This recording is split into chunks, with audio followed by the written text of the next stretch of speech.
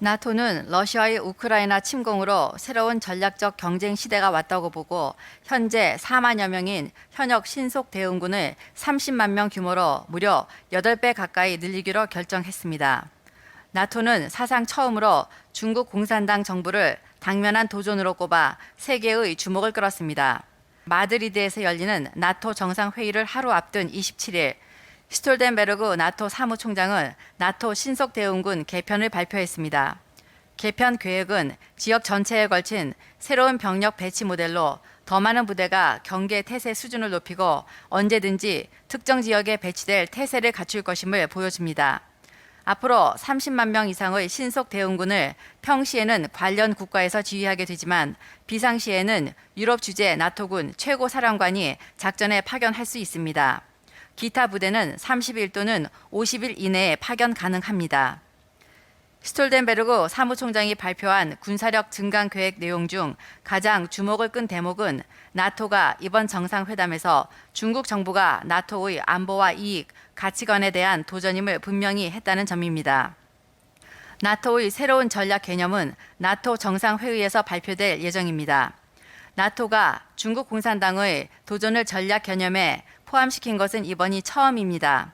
이에 대해 미국 관리들은 러시아가 나토 동맹에 여전히 가장 심각하고 직접적인 위협이지만 이 새로운 전략 개념은 유럽 대서양 안보에 대한 중공의 여러 방면에 걸친 장기적 도전을 해결할 것이라고 말했습니다.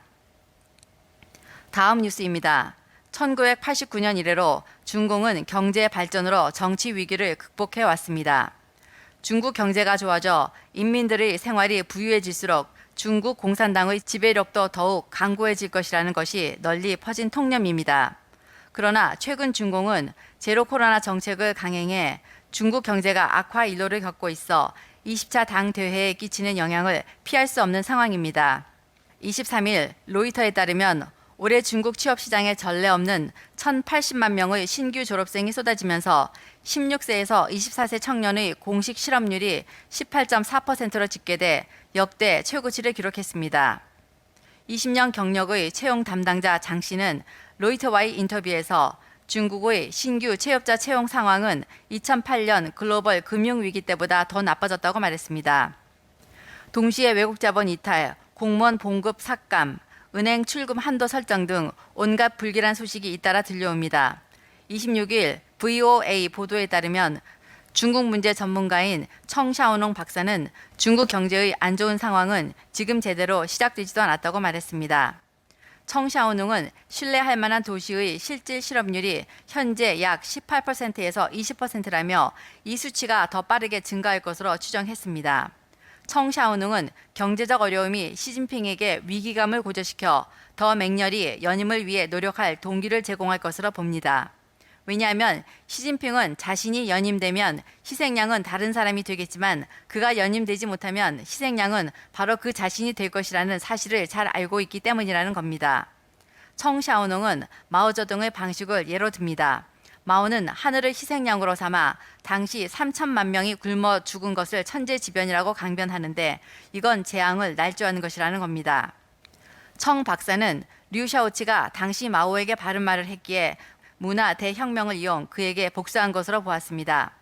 그는 시진핑이 희생양을 찾는 것은 어렵지 않다며 예를 들면 리커창이 이미 희생양으로 준비되어 있다고 주장합니다. 중공 중앙사무국은 최근 당 지도부 간부의 자녀 및 그 배우자의 기업 경영에 관한 규정을 발표했습니다.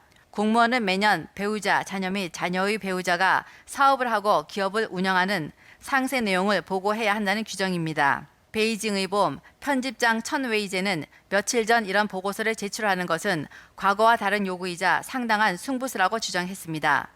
시진핑은 이 문서를 통해 관료들이 생사를 확실히 손에 쥐게 된다며 이번 시진핑의 반부패는 정치적으로 분명 20차 당 대회로의 길을 열어주는 것이라고 분석했습니다. 천웨이제는 시 주석 집권 이후 중국 공산당 내부에 반시진핑 세력이 늘 존재해 왔다고 말합니다.